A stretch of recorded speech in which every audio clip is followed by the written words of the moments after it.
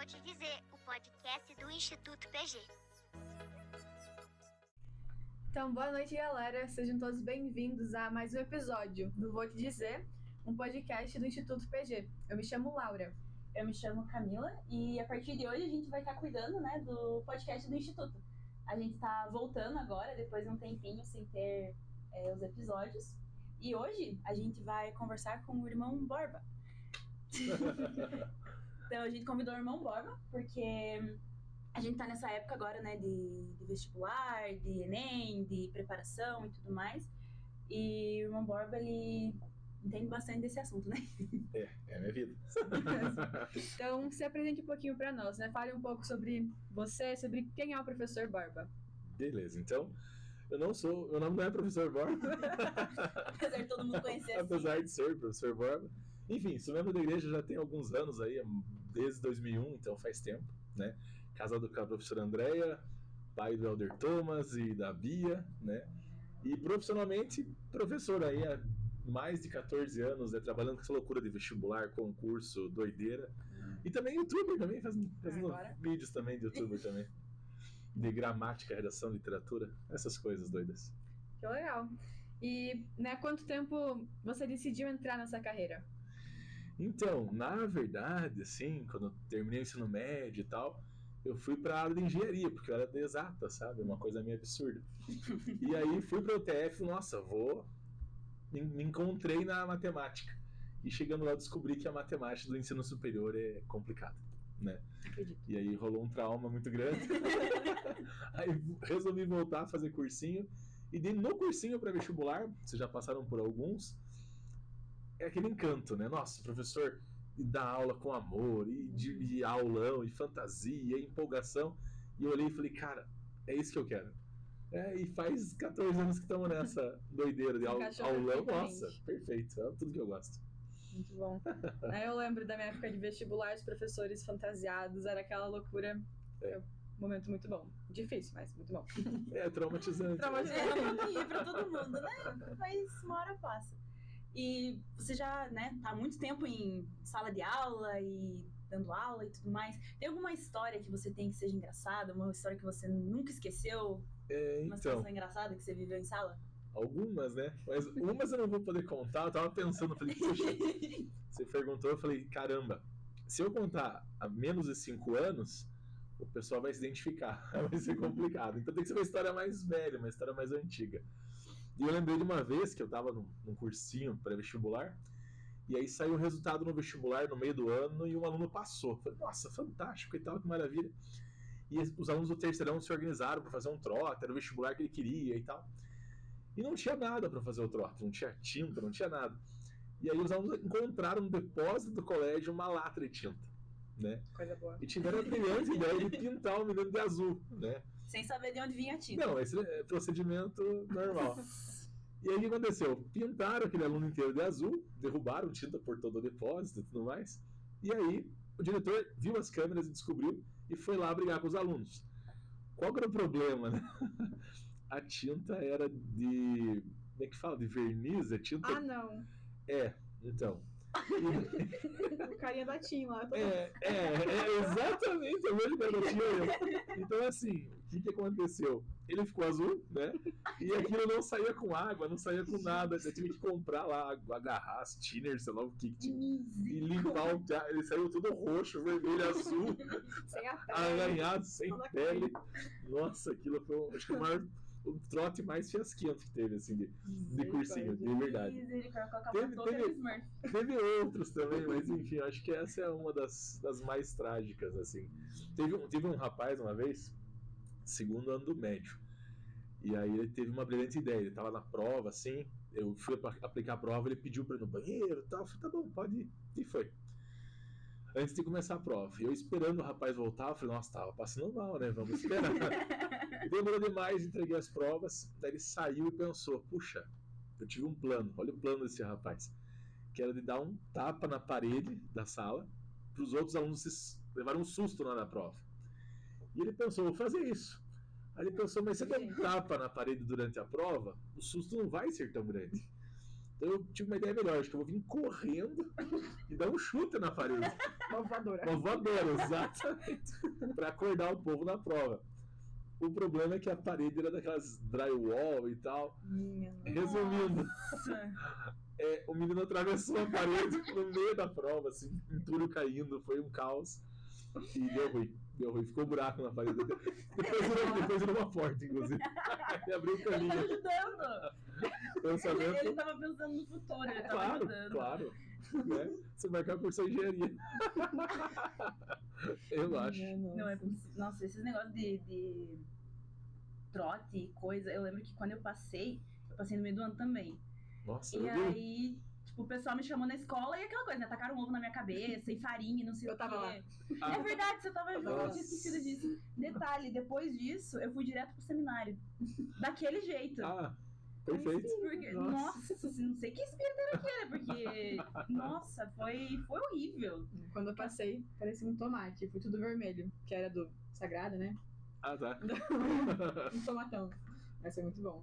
Ah, sensação maravilhosa. É um dos Nossa. momentos Taca marcantes, tinta, né? taca. Não tá Nossa. nem aí pra nada, Não, eu nossa. passei. Jogar aluno da lama, assim, nossa, é prazeroso. É uma coisa assim que não tem. É muito bom, de verdade. Nossa, é pior que é verdade. Você pensa, nossa, acabou o ensino médio. Vai Sim. começar agora É, É, faculdade. na verdade, É. a versão gratuita acabou agora, vem a agora versão vem a paga. versão.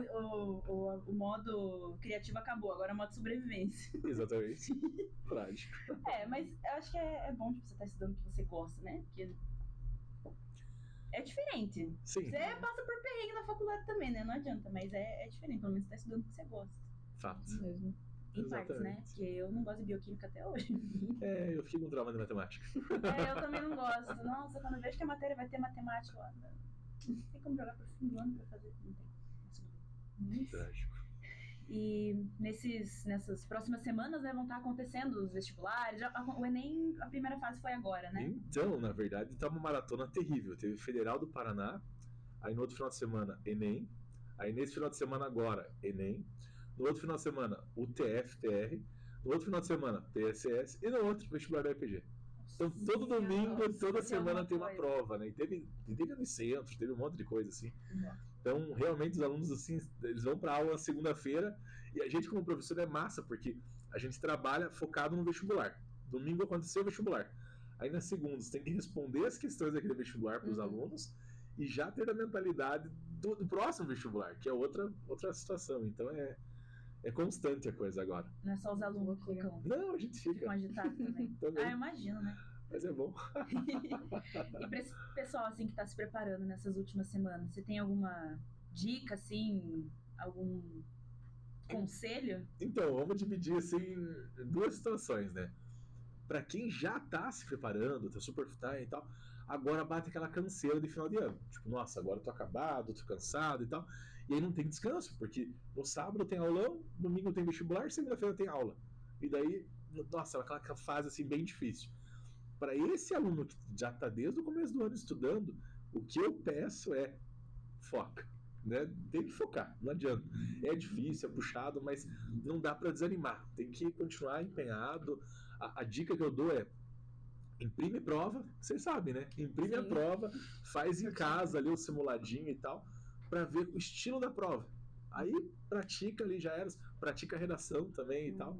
Então, para esse público que está focado agora, é simulado, porque aprendeu tudo o ano todo. Aí chegou essa fase agora, é simulado. Praticar e fazer exercícios, alguma revisão, algum aulão. Pô, aprendi, show de bola. Mas não tem muito que aprender coisa nova. Pra galera aqui, e tem muita gente que entra tipo no super intensivo, um mês antes da prova. Nossa, é desesperador, né? Assim, que a gente vai dar aula assim, no público tá misturado. Tem aqueles alunos que já estão faz tempo e tem os novatos. E aí, como professor, você dá aula, tô entendendo, tal. Tem uns que estão, nossa, tal. Tem outros que ficam com a cara assim, do tipo, gente, o que tá acontecendo? Aí, para esse aluno, agora tem que correr o dobrado, assim, de verdade. Uma coisa que eu digo é, exclui joguinho de celular, exclui rede social, Instagram, tchau. tchau, né?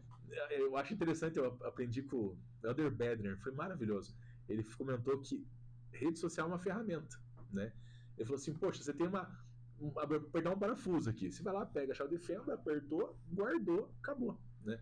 E a gente tem que fazer isso na rede social. Então, tipo, poxa, eu preciso da rede social pra me distrair. Eu preciso ver alguns memes, alguns esquilinhos tocando violino lá.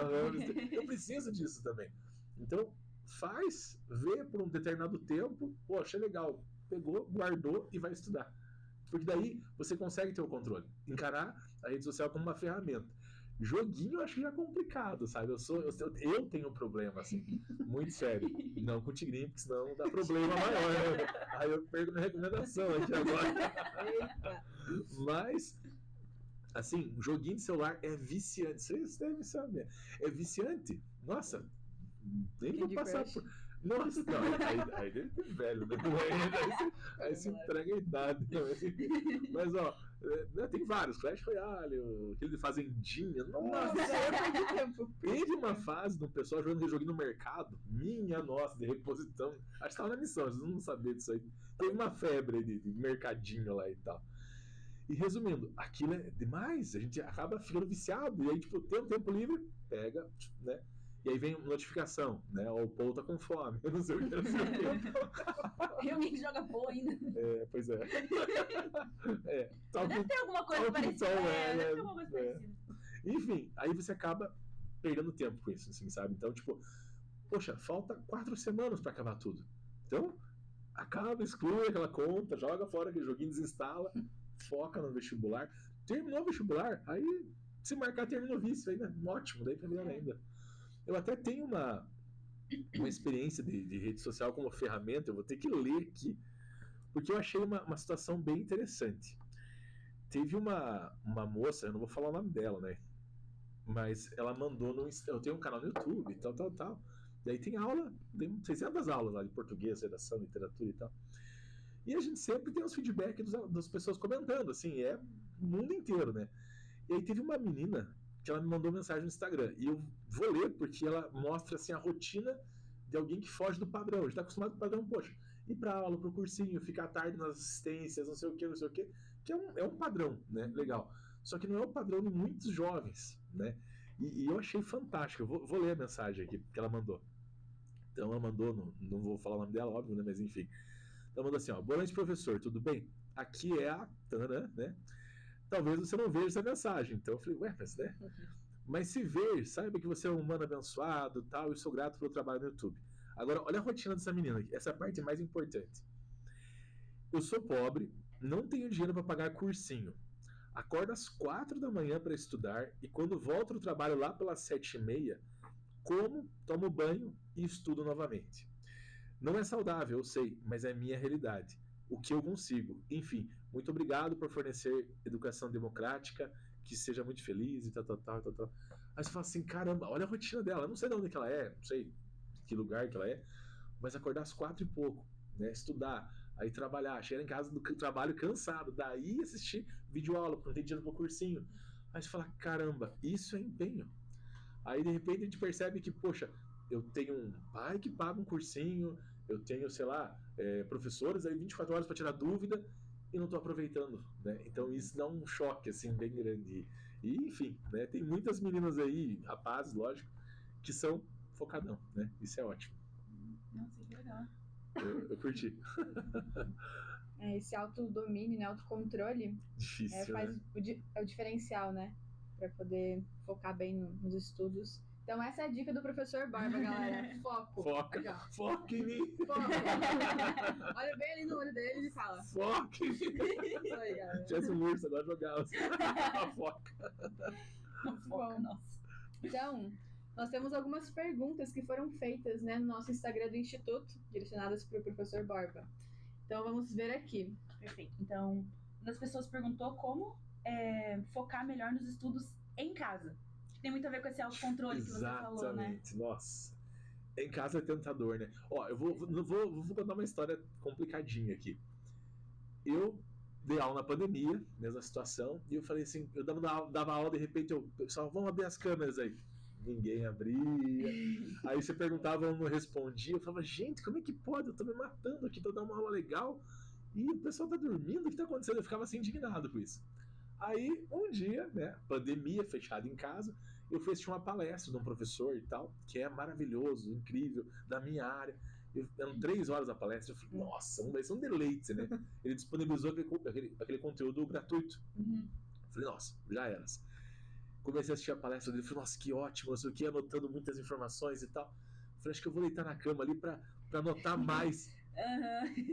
Caiu nessa. Já foi. E aí eu dormi. Depois daquilo eu pensei, caramba, a palestra era ótima, eu tava super focado, com a caneta e papel na mão, e eu dormi. Então eu não julguei mais, eu falei, não, tá certo, imagine uma aula minha, também que um aluno invoca, né? do médico, sim, daí eu me senti mal, mas é a realidade. Então assim, ter horário, fazer um cronograma, né? Então eu acho interessante o aluno focar assim, que tipo, cara, eu preciso passar nesse vestibular, pega lá conteúdo programático, você sabe bem como é que é. Imprime o conteúdo programático, estudou, risca ali e vai eliminando os conteúdos ali, porque daí você tem um controle e um planejamento para você arrebentar. E assim, como eu falei, imprimir prova, simulado, dar um carinho especial para redação, gente do céu, tem um peso enorme. Tipo eu, assim, tem um peso gigante. De fato. A redação, ela tem um peso enorme. Nossa, Enem é 1000 pontos, sabe? E aí o pessoal negligencia. Então, assim, tipo, hoje, as redes, o YouTube da vida, enfim, tem muito, assim, conteúdo disponível. Repertório coringa, modelo de redação, que tema ninguém vai acertar na vida, é uma coisa meio absurda. Mas e você estuda aquilo ali e você fala, caramba, eu tenho um modelo pronto, eu tenho um repertório coringa que serve para muita coisa. Aí, correr pro abraço. É tipo cobrança de falta. Tem que treinar e de repente vai lá bem. Eu lembro que o que me fazia focar em casa era colocar uma música que eu gostava muito no meu fone, colocar ali uns chocolates na mesa, tipo, preparar o ambiente, sabendo que vai ter gente em casa, tem cachorro gritando, tem mãe chamando o tempo todo, então tem que manter o foco ali com uma musiquinha. Ajudava bastante. No meu caso, a música não funcionava, porque eu começava a estudar, aí eu ficava prestando atenção na letra da música. Mas o que eu comecei a fazer foi colocar, sabe aqueles áudios de natureza? Então, chuva ali. Ainda dormi. Eu não posso ouvir o que tá acontecendo do lado de fora, senão eu vou me distrair. Eu me distraio muito fácil. Aí se eu tô com música no fone, eu começo a prestar atenção na música. Aí como é que você vai prestar atenção Aí começa a cantar na chuva? também. Começa a pensar, nossa, esse cantor é legal, né? Aí minha cabeça vai longe. Mas aí me ajudou. Até hoje na faculdade eu estudo quando eu preciso. Mas é preparar o ambiente, exatamente. Claro que são realidades, né? Igual acontece essa moça aqui, dificilmente ela vai ter um ambiente meio propício, assim. Mas tem que preparar, tem que ter um momento certo para as coisas, né? E não é fácil. Você falou um pouquinho, né, da redação, sobre o peso da redação. A próxima pergunta é exatamente sobre isso, né? Eita. Sobre como me preparar para a redação. Então, praticando. É porque assim, eu acho interessante que hoje tem bastante plataforma que corrige online. Então você paga ali, sei lá, 20, 10. Pessoal, porque assim, esse é um problema complicado. O professor de colégio, ele tem pilhas de redação, trabalho e tal. Aí você leva um tempão, monta uma redação fantástica, você entrega ao professor lá no colégio, ele olha assim, de certo. Nota incrível, entrega. Porque ele tem 1000 coisas para fazer. Então é interessante você, tipo, às vezes se preocupa com um professor particular para física, um professor particular para matemática, e eu penso que é importante o professor particular de redação, ou então pagar uma plataforma dessas online para corrigir, tipo, cobram lá 10 por redação, bem baratinho e tal, porque a pessoa precisa ler o que você escreveu, né? Então é triste eu ver um aluno que se dedica, que faz uma redação ali, né, repertório, se preparou, entrega, o professor não tem tempo para fazer uma correção legal. Então a minha dica é realmente praticar, procurar buscar repertório que possa usar em vários temas e é isso. Eu não sabia que tinha aplicativo para isso agora. Tem muito. Nossa, virou assim febre agora, assim, sabe? Que legal, não sabia. E é super bom, assim, tipo, eles contratam vários professores do Brasil inteiro, daí você envia a redação lá e sai resultado na hora ali e tal. Que legal. É legal. E você, tipo, tem vários temas já também, e você escolhe qual padrão que você quer de correção, é bem Nossa, que legal. Vocês estão ultrapassados. Ai, É. nossa, já faz muito tempo que vocês se formaram, né? Eu comecei a faculdade em 2020. Minha nossa. Pois é, mas não fala. Ei! Perdão, tá velha. Eu prefiro Não. eu prefiro não comentar sobre isso. Meu tempo era preto e branco a coisa. Mas muito bom. Então a próxima pergunta, né? O que eu posso e o que eu não posso levar pra prova? É interessante, né? Vamos lá. Tinha a lista, né? Vamos lá. Aquela lista clássica. Documento, Por né? favor. No mínimo, né? Gente, já vi muitos casos assim. A gente ficava na frente dos colégios, vinha aluno sem documento, aluno com carteirinha de colégio pra entrar, umas coisas absurdas. Então, documento, caneta, é o básico. Daí, dica de alimentação saudável com barbinha agora. Vamos lá. Então, assim, pra comer, no máximo ali, uma barrinha de cereal e água. Tá ótimo. Porque tem gente que me leva chocolate. É bom, um doce é bom, é isso e aquilo. Mas pense, novembro, dezembro, 40 graus. A pessoa leva o chocolate segurando assim, põe no bolso, aí beleza. Na hora de fazer a prova, não tem como, tá tudo derretido, né? Refrigerante é a mesma coisa, vai levar um refrigerante lá, vai estar quente pra caramba, vai tomar, vai ficar com sede. Então são coisas que às vezes o aluno não pensa, tipo, pega um chocolate ali, pega uma coca ali, uma coisa, um refrigerante e vai fazer prova. Salgadinho fedido. Não, água com gás, pensa na explosão em cima da prova. Assim. Nossa, já teve vários casos. Teve uma vez, essa história é absurda, assim. Eu tava na frente de um colégio, né? E aí os alunos foram levando lanche lá e tal. E teve uma aluna que a gente fica entregando balinha e entregando aguinha, essas coisas, assim. E aí o que aconteceu? Levamos lá pra situação e a menina levou um cordão de mel pra fazer prova. Aí eu falei, mas como ela pegou a marrom e cordão de mel assim? Imagina, eu fiquei chocado. Enfim. Eu levava muita Fini, tipo, A muita Fini é perfeito, né? Bem destreza. Sim, me animava. Era bom. Docinho.